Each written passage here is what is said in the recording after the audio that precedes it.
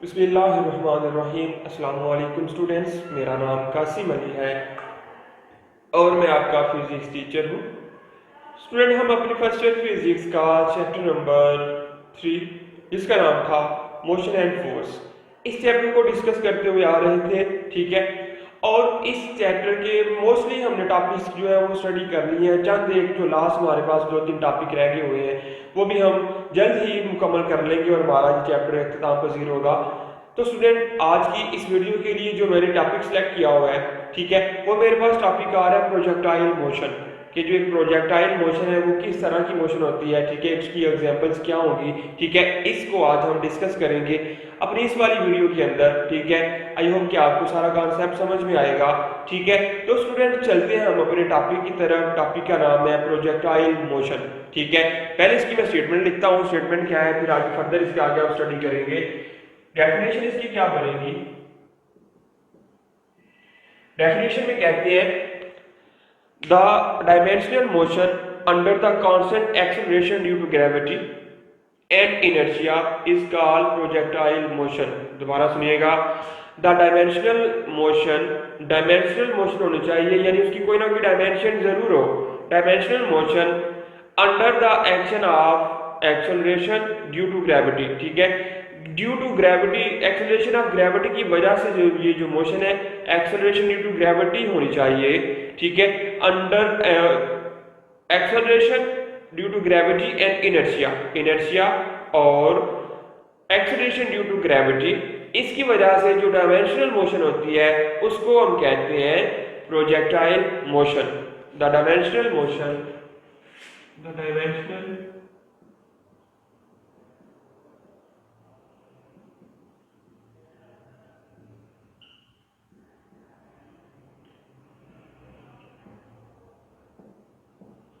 under the action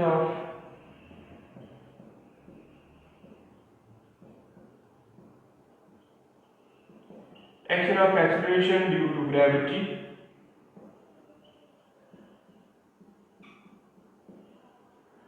gravity and inertia is called projectile motion. इस motion को students हम क्या कहते हैं? Projectile motion. ऐसी मोशन जो इनर्शिया और एक्सेलरेशन ड्यू टू ग्रेविटी की वजह से डायमेंशनल मोशन हो, उसको हम कहते हैं मोशन ऑफ प्रोजेक्टाइल या प्रोजेक्टाइल मोशन। ठीक है, अगर इसकी एग्जांपल को देखना चाहे स्टूडेंट हम, तो हमारे पास इसकी एग्जांपल्स कौन कौन सी आएंगी? एग्जांपल्स, ठीक है, एग्जांपल में कहते हैं football kick by a player, कि अगर एक जो प्लेयर है वो फुटबॉल को किक करता है, ठीक है, तो फुटबॉल के किक करने की जो मोशन है, ठीक है, यानी किक करने के बाद जो मोशन आती है फुटबॉल की, वो कहलाती है प्रोजेक्टाइल मोशन।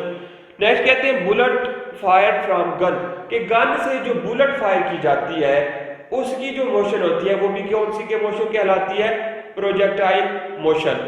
ठीक है, थर्ड वन कहते हैं missile fight from a launching pad, कि लॉन्चिंग पैड से अगर कोई मिसाइल को लॉन्च किया जाए तो रॉकेट की जो मिसाइल की जो मोशन होती है वो भी कौन सी मोशन कहलाती है? Projectile motion. Third one, fourth one कहते हैं ball thrown by a cricketer, अगर कोई क्रिकेटर बॉल को फेंकता है तो उसकी भी जो मोशन होती है वो वाली मोशन भी कहलाती है प्रोजेक्टाइल मोशन। और अगर स्टूडेंट अगर हम देखें इनकी डेफिनेशन को, मैं पहले एग्जांपल को लिख लूं, 1 2 3 एंड 4। पहले कहते हैं ball kicked by a football kicked by a player, football kicked by a player. Next कहते हैं आपके पास क्या आ रहा है? Bullet fired from gun, bullet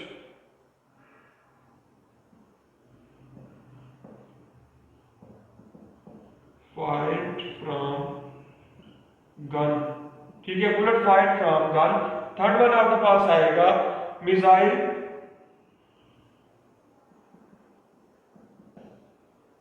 launch missile, ठीक है, missile fired from launching pad. Fourth one कहते हैं ball thrown by cricketer, ball thrown by cricketer.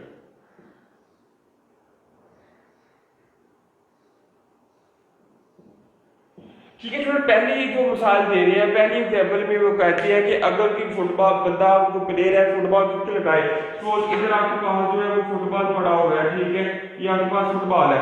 अगर कोई पर्सन यहाँ पर मौजूद है, ठीक है, यहाँ पर जाके इसको अगर किक लगाता है यहाँ से, तो इसकी जो मोशन होती है वो इस फॉर्म में आएगी।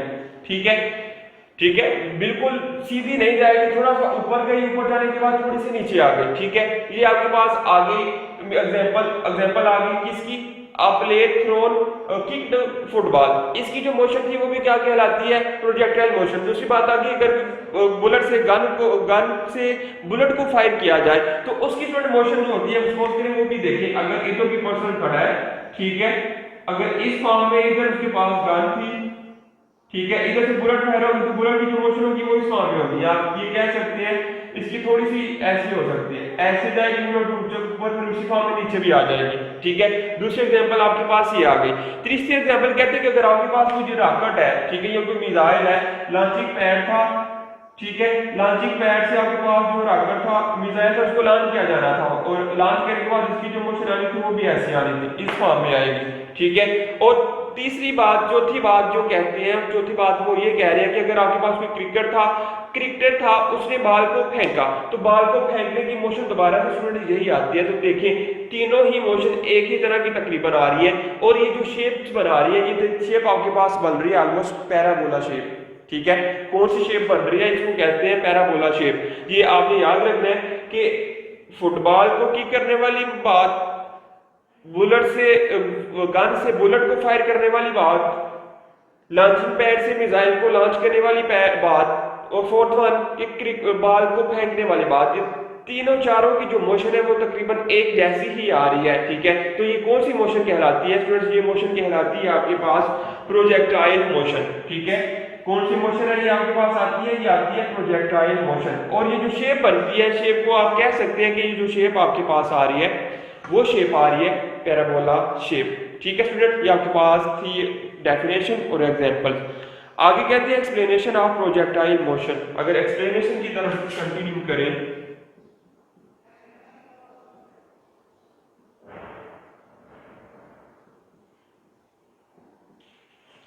एक्सप्लेनेशन में हमें क्या बताएंगे, कहते हैं consider the motion of a body thrown a certain angle theta with velocity V आई।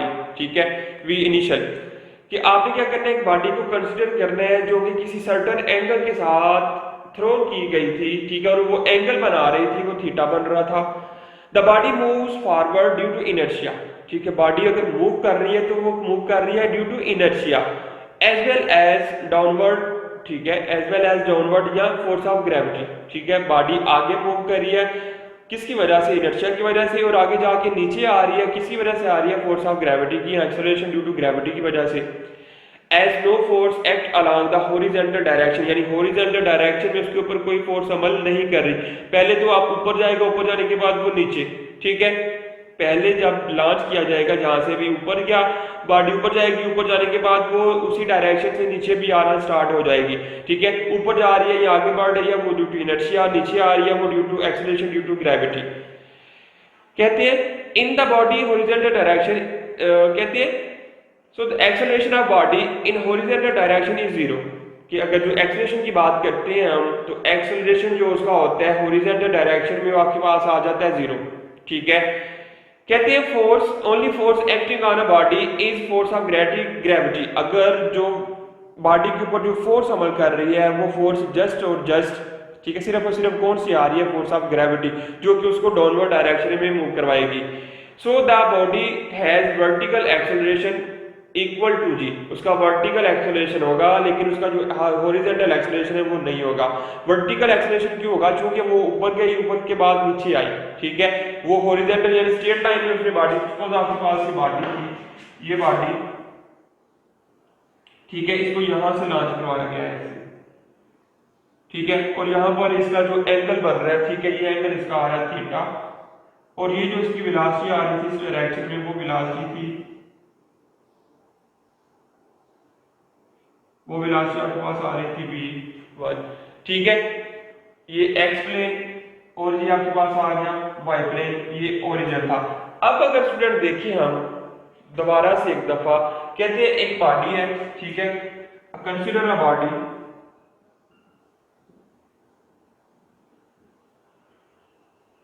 एक बॉडी को कंसीडर किया, ठीक है, थ्रोन अ सर्टेन एंगल, एक एंगल के ऊपर थ्रोन अ सर्टेन एंगल, एक एंगल के ऊपर उसको क्या किया गया, थ्रो किया गया, ठीक है, थीटा विद वेलोसिटी v, ठीक है, और उसकी जो वेलोसिटी आ रही है वो वेलोसिटी आ रही है v1 या vi कह सकते हैं आप उसको। फिर कहते हैं the body move forward, body जो है वो मूव करेगी, फॉरवर्ड मूव करेगी, body move forward, body moves forward due to inertia, inertia की वजह से वो क्या करेगी, आगे फॉरवर्ड करेगी, और इनर्शिया एंड डाउनवर्ड, ठीक है, and downward due to gravity, ठीक है। जो बॉडी है ये देखिए ना, बॉडी जो आपकी आ रही है वो मूव कर रही है आगे की तरफ और डाउनवर्ड, ऊपर की तरफ और नीचे की तरफ मूव कर रही है, और इसी तरह उसकी इसी दौरान वो आगे भी बढ़ी। तो जो आगे बढ़ेगी जब वो आगे बढ़ रही है इनर्शिया की वजह से, लेकिन जब वो डाउनवर्ड आ रही है तो डाउनवर्ड आ रही है वो ड्यू टू ग्रेविटी या acceleration of due to gravity, ठीक है। ये बात आपके पास आ गई। फिर कहते हैं no force act along the horizontal direction, यानी हॉरिजॉन्टल डायरेक्शन में ये वाली डायरेक्शन की ये वाली डायरेक्शन, इस डायरेक्शन में इसके ऊपर कोई भी फोर्स एक्ट नहीं कर रही, तो इसके डायरेक्शन में कहते हैं acceleration must be equal to 0, ax is equal to 0, ठीक है। Acceleration at horizontal is equal to 0, क्योंकि हॉरिजॉन्टल लाइन के ऊपर उसके ऊपर कोई फोर्स अमल नहीं करेगी, कोई फोर्स अमल नहीं करेगी, तो एक्सेलरेशन क्या आएगा, 0 आएगा, ठीक है। कहते हैं इसके ऊपर सिर्फ और सिर्फ फोर्स ऑफ ग्रेविटी एक्ट कर रही है, और फोर्स ऑफ ग्रेविटी जो होती है वो क्या होती है, ठीक है, वो बॉडी को नीचे की तरफ मूव करवाती है। कहते हैं फोर्स ऑफ ग्रेविटी होने की वजह से इसके ऊपर जो ए वाई आएगा, ठीक है, ए वाई आएगा, ए एक्स 0 आ गया, तो आपके पास जो एक्सेलरेशन आएगा अलोंग वर्टिकल वो आएगा इक्वल टू जी, ठीक है। एक्सेलरेशन अलोंग जो आ रहा है वर्टिकल डायरेक्शन इक्वल टू आ रहा है जी के। Hence the body move with constant horizontal velocity and constant vertical acceleration, और जो बॉडी मूव करेगी उसकी जो हॉरिजॉन्टल वेलोसिटी होगी वो कांस्टेंट होगी, और वर्टिकल जो एक्सेलरेशन होगा वो कांस्टेंट होगा, ठीक है। Body moves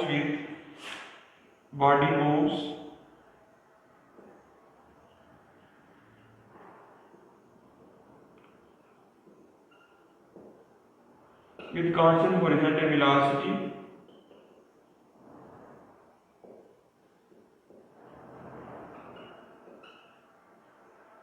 and vertical acceleration,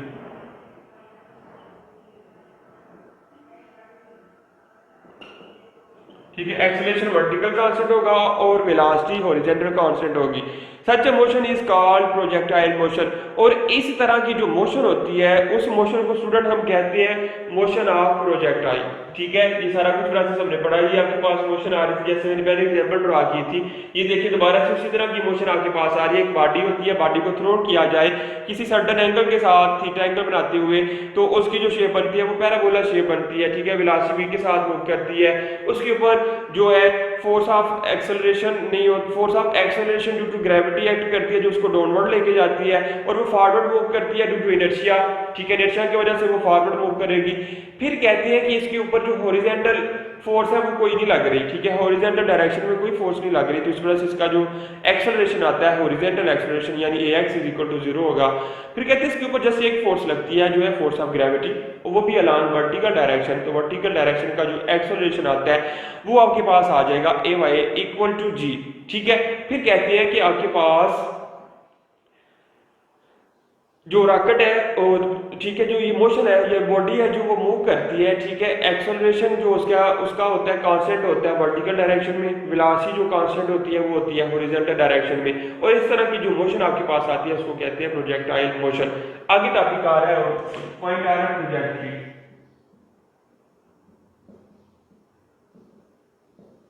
trajectory book वाले लिखा हुआ, लेकिन मैं अपने पास से साथ लिख रहा हूँ पाथ, ठीक है। ट्रैजेक्टरी को पाथ भी कहते हैं, रास्ता भी कहते हैं, वे भी कहते हैं, ठीक है। तो ट्रैजेक्टरी का मतलब पाथ के जिस रास्ते के ऊपर बॉडी ने मूव करना है, यानी ये बॉडी यहाँ से लेकर यहाँ तक आ रही है, तो यहाँ से लेकर ये इस पाथ को फॉलो करती हुई आ रही है, तो ये इसकी आ रही है ट्रैजेक्टरी, ठीक है। इसकी क्या आ रही है? ट्रैजेक्टरी आ रही है। कहते हैं कंसीडर आपके पास एक बॉडी थी, ठीक है। इस फॉर्म में डायग्राम को ड्रा कर रहे हैं थोड़ा सा, ठीक है। इस फॉर्म में आपके पास एक बॉडी आ रही थी, ठीक है। एक तरफ उन्होंने लिया हुआ है, ये आपके पास एक्स एक्सिस है, ये आपके पास वाई एक्सिस है।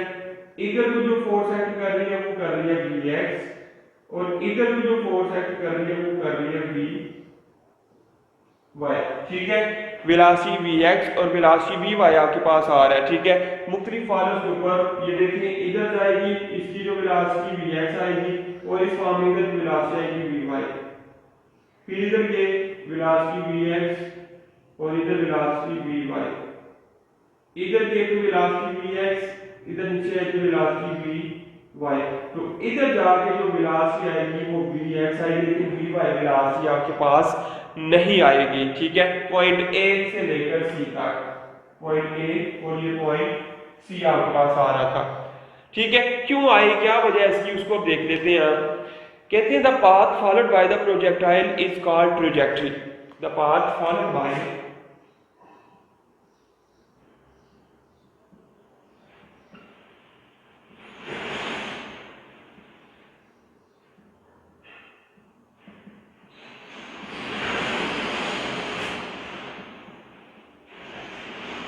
इज कॉल्ड ट्रैजेक्टरी, कि वो पाथ जो फॉलो करता है प्रोजेक्टाइल, प्रोजेक्टाइल जो पाथ या जो रास्ता फॉलो करता है उसको हम कहते हैं trajectory. The trajectory of projectile is usually a parabola, ठीक है। The trajectory of the trajectory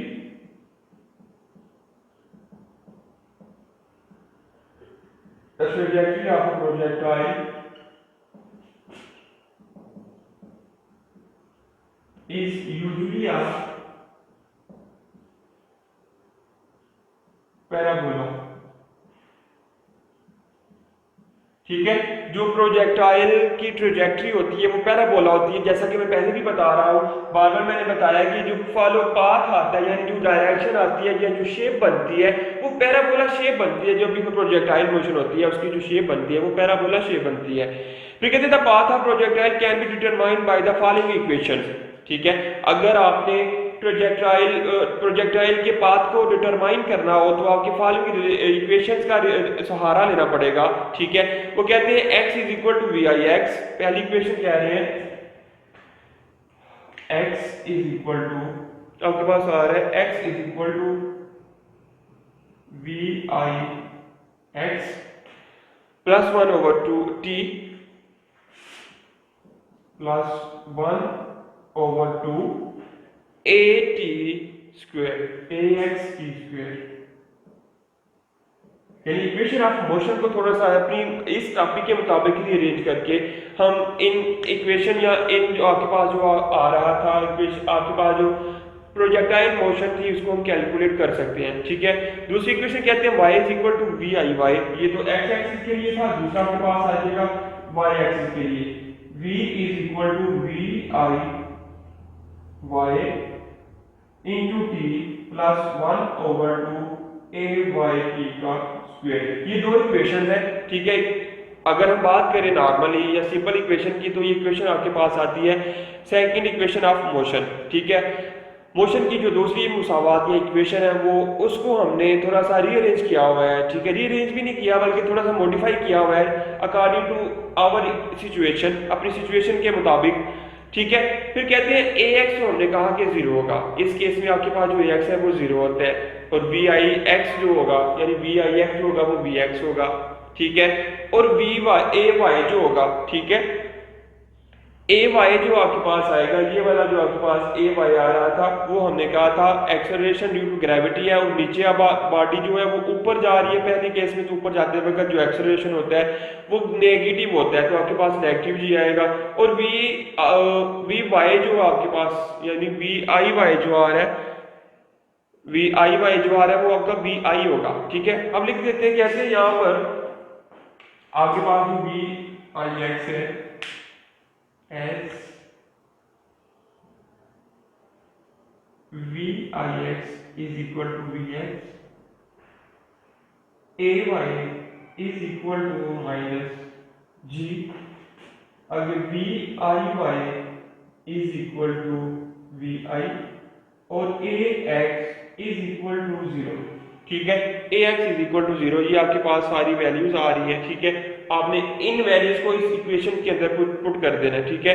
कहते हैं अगर हम इक्वेशन 1 में पुट करेंगे सारी वैल्यूज, इसको क्या है इक्वेशन नंबर 1, इसको क्या है इक्वेशन नंबर 2। इक्वेशन नंबर 1 और 2 में जब इन वैल्यूज को पुट किया जाएगा तो क्या होगा, इक्वेशन 1 बिकम्स इक्वेशन 1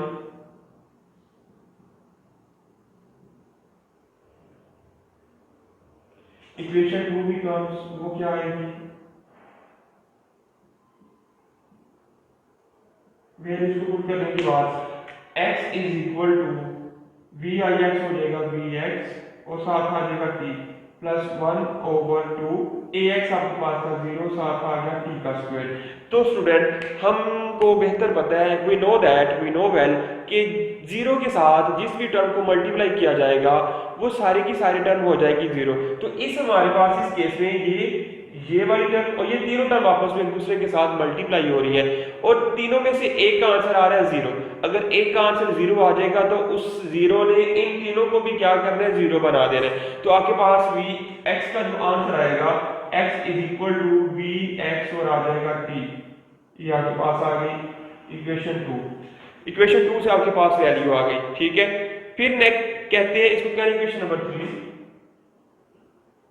अगर इसकी बात करें वी आई वाई था आपके पास वी आई, ठीक है, वाई था तो वाई इज इक्वल टू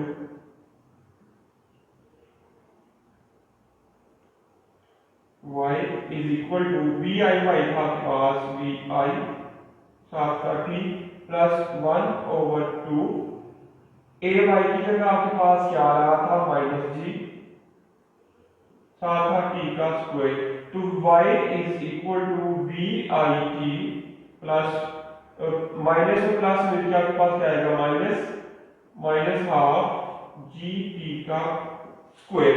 ये आपके पास इक्वेशन आ जाएगी स्टूडेंट, इक्वेशन आएगी आपके पास, ठीक है, इक्वेशन नंबर 3, और ये आपके पास आ गई 4, ठीक है। y के लिए आपके पास इक्वेशन आ गई। अब आपने क्या करना है, कहते हैं स्पेशल केस। अगर स्पेशल केस की बात करें, if body is projected horizontally from a certain height, कि अगर के जो बॉडी है सर्टेन हाइट से क्या किया जाए, इसको प्रोजेक्ट किया जाए, वी आई वाई भी 0 होगा, ए वाई भी 0, ए वाई इज इक्वल टू जी होगा, ठीक है। तो आप कह सकते हैं स्पेशल केस में, कहते हैं special case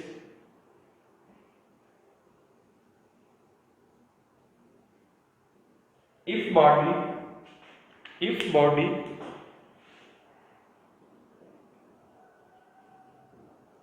projected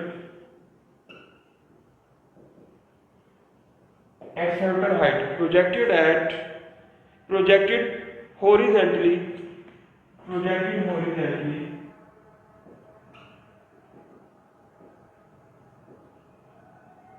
at certain height,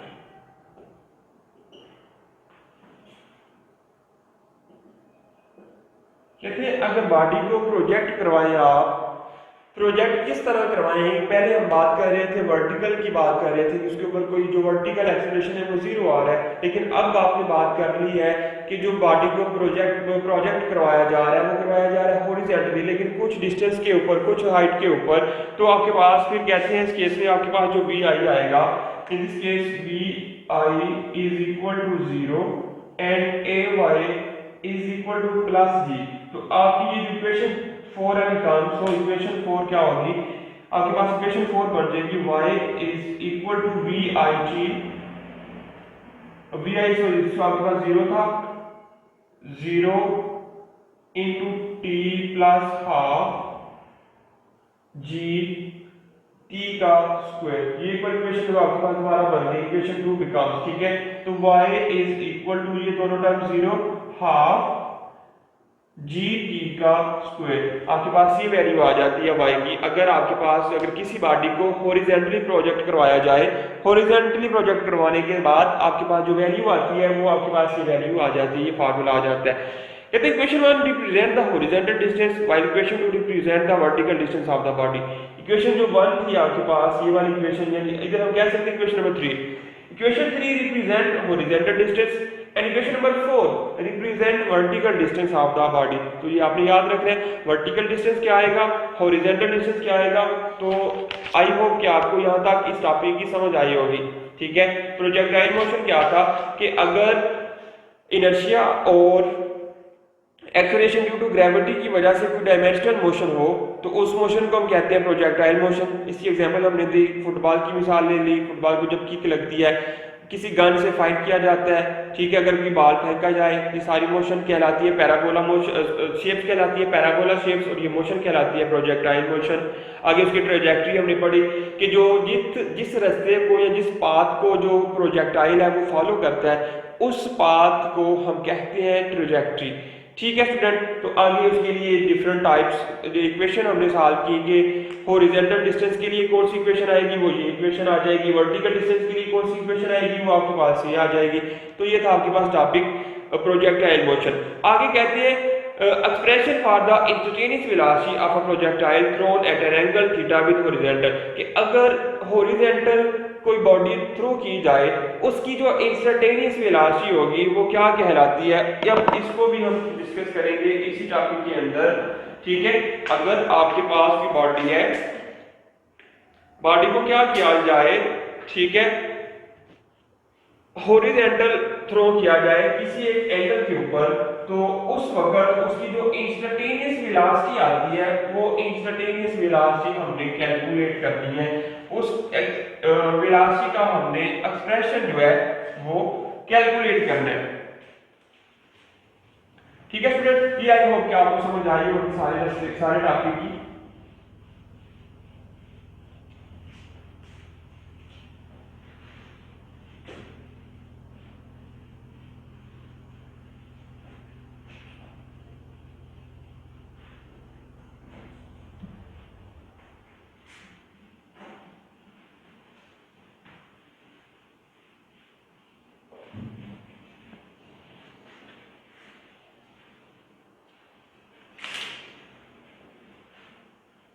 जी तो स्टूडेंट आगे जो नेक्स्ट साथ ही हमारे पास टॉपिक आ रहा है instantaneous velocity we T V F, ठीक है।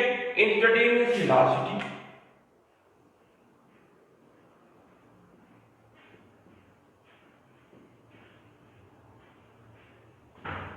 इंस्टेंटेनियस वेलोसिटी, ठीक है स्टूडेंट। इंस्टेंटेनियस वेलोसिटी हम देख रहे हैं, कहते हैं suppose a projectile is fired with initial velocity, कि आपके पास एक प्रोजेक्टाइल था, ठीक है, उसको फायर किया गया है, ठीक है, उसकी जो इनिशियल वेलोसिटी थी वो वी आई है, is fired with initial velocity V I at angle theta with horizontal. Suppose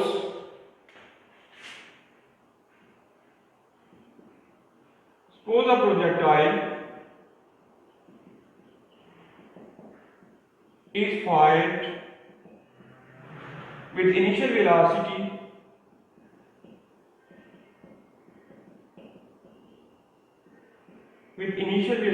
vi. Suppose a projectile is fired with initial velocity vi, ठीक है, at an angle theta with horizontal, at an angle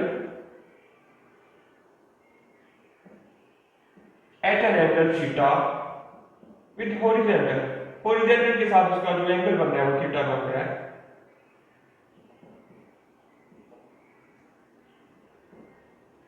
ठीक है। फिर कहते हैं left, कि आपके पास क्या आएगा, अब कुछ सपोजिशन हम करके वेलोसिटी का जो हमने एक्सप्रेशन है वो ड्रॉ करना है। कहते हैं horizontal component of initial velocity V I X, is equal to V I cos of theta.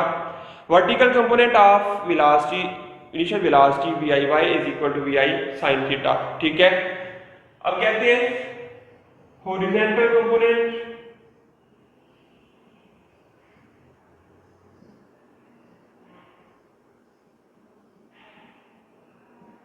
Vertical component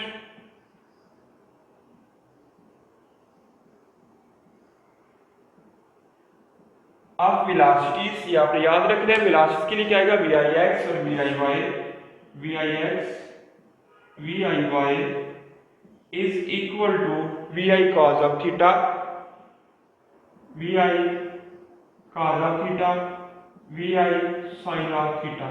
ठीक है, एक्स कंपोनेंट के लिए हम वैल्यू लेते हैं साइन की, कॉज की लेते हैं, सॉरी एक्स कंपोनेंट के लिए कॉज की वैल्यू आती है आपके पास, और वाई कंपोनेंट के लिए आपके पास जो वैल्यू है वो वैल्यू आती है स्टूडेंट आपके पास साइन की।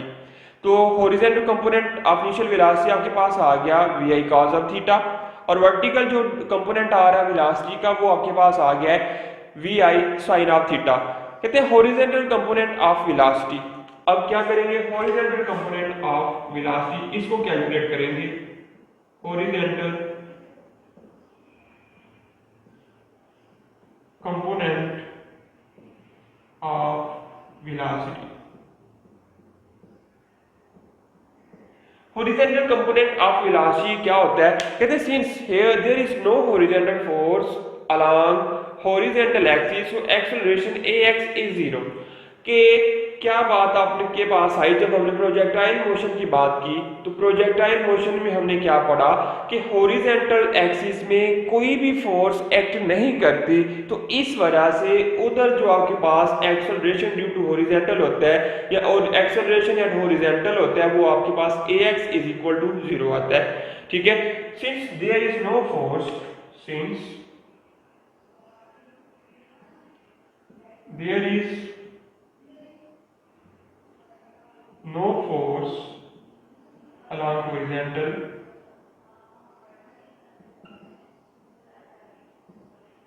so आपके पास ax जो आएगा वो क्या आएगा, 0 आएगा। So ax is equal to 0, acceleration at horizontal क्या आएगा आपके पास, वो आ जाएगा 0। कहते हैं horizontal component of velocity at any instant t is, ठीक है, horizontal component V F X is equal to V I X plus A X T. ठीक है, कहते हैं horizontal component of velocity at any instant. ठीक है, horizontal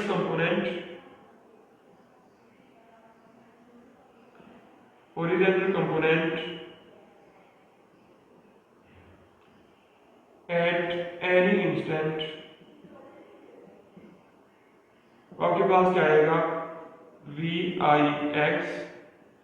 ठीक है, V I X is equal to V F X is equal to V F X is equal to V I X plus A X और साथ आ जाएगा T. ठीक है, फिर कहते हैं V F X is equal to V I X plus 0 into T. क्योंकि X हमने कहा था 0 है, तो वी एफ एक्स का जो आंसर आएगा वो आपके पास आएगा वी आई एक्स। ठीक है, अगर हॉरिजॉन्टल वेलोसिटी मालूम करनी हो किसी भी इंस्टेंट पर तो उसका जो आंसर आता है वो क्या आता है, टाइम टी के ऊपर। ठीक है, वी आई, ये टी साथ नहीं आ रहा, V F X is equal to V I X आपके पास आ रहा है, और वी आई एक्स हमने पढ़ा था स्टूडेंट वो किसके इक्वल था, V I X is equal to V I cos of theta. ये आपके पास वैल्यू आ जाती है हॉरिजॉन्टल के लिए, जो कि हमने इधर ऊपर बात की थी। Horizontal velocity of horizontal initial velocity of projectile will be equal to V I X is equal to V I cos of theta. ये आपके पास वैल्यू आ गई। ठीक है, हॉरिजॉन्टल वेलोसिटी के लिए। फिर कहते हैं vertical component of velocity, vertical component of velocity, vertical component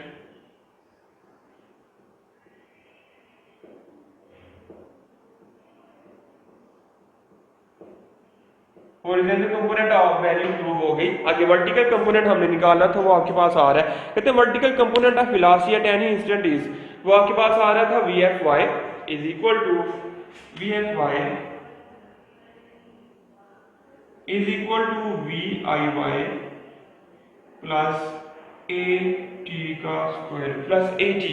ठीक है, सिंपल ए टी आ रहा है आपके पास, स्क्वायर नहीं आ रहा। अब इस केस में स्टूडेंट कहते हैं जो वी ए वाई था वो था माइनस जी। ठीक है, वी ए वाई क्या आ रहा है minus G, and V I Y आ रहा है V I sine of theta.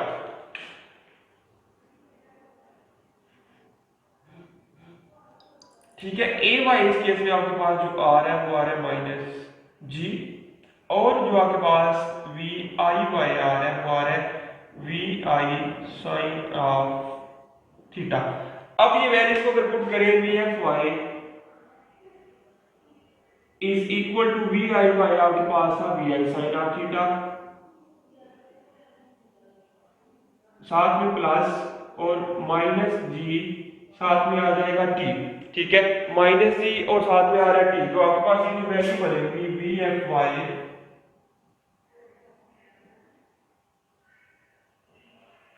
ये जो आपके पास वैल्यू आ रही है स्टूडेंट्स, वैल्यू आ रही है V F Y is equal to V I sine of theta, V I sine of theta. ठीक है, V I sine of theta plus minus मिलके माइनस, और जी को जब टी से मल्टीप्लाई करेंगे तो आंसर आ जाएगा जी टी। ये आपके पास वैल्यू आ गई वर्टिकल कंपोनेंट ऑफ वेलोसिटी। ठीक है, vertical component of velocity at any instant T, किसी भी टाइम टी के वक्त जो वर्टिकल वेलोसिटी आती है आपके पास उसका आंसर आता है V I sine theta minus G T के equal.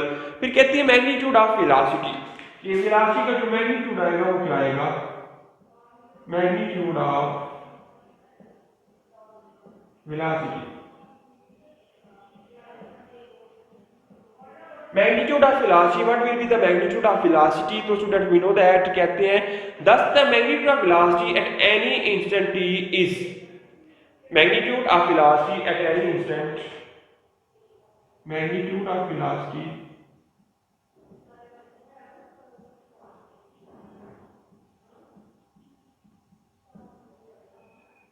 at any instant t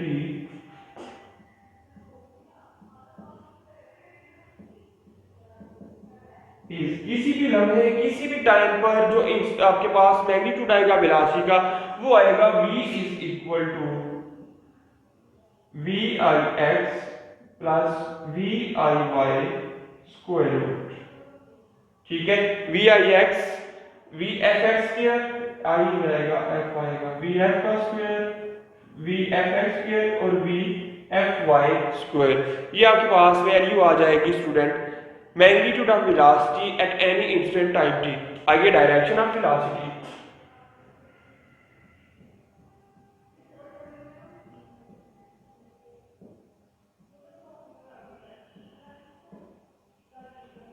direction of velocity, if we have to find direction of velocity, they say that let resultant velocity makes an angle phi with horizontal, let resultant velocity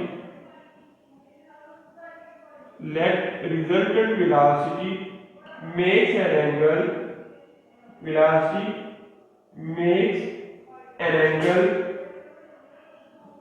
with horizontal, makes an angle phi, angle कौन सा आपके पास आ रहा है phi with horizontal। ठीक है, with horizontal, then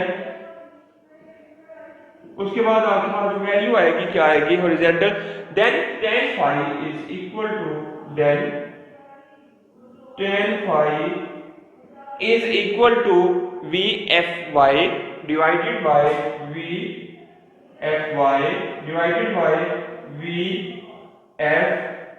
चूंकि हमने डायरेक्शन मालूम करनी थी तो डायरेक्शन पर बेसिकली आपके पास एंगल आता है, तो tan की फाई आपके पास थी direction, phi is equal to phi के साथ tan देखिए मल्टीप्लाई हो रहा है, तो tan एक तरफ मल्टीप्लाई हो रहा हो दूसरी तरफ लेकर जाए शिफ्ट करें तो आपके पास बन जाता है tan इनवर्स।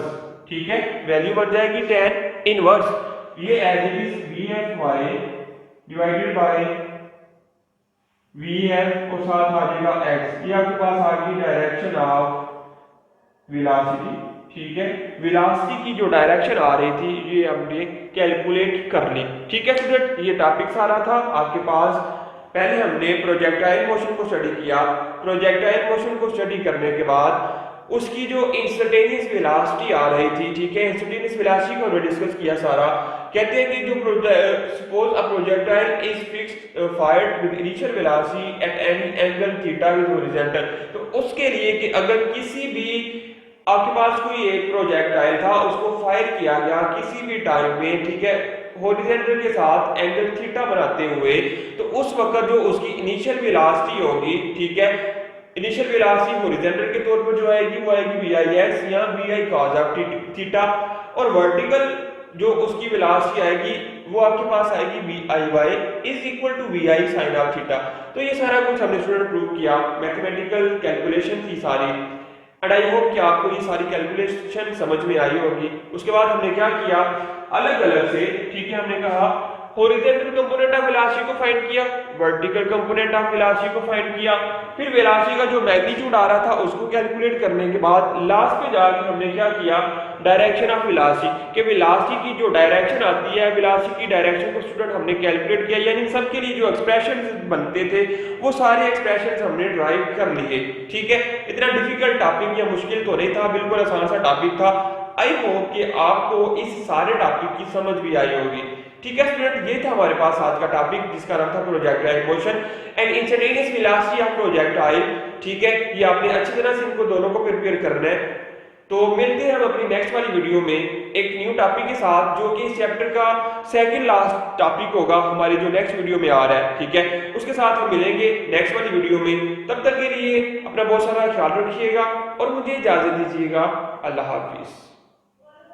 वीडियो पसंद आई तो लाइक करें, अपनी राय कमेंट करें। ऐसे ही मजीद वीडियोस के लिए हमारा चैनल सब्सक्राइब करें और बेल का आइकन दबाएं ताकि आपको हर वीडियो का नोटिफिकेशन मिलता रहे।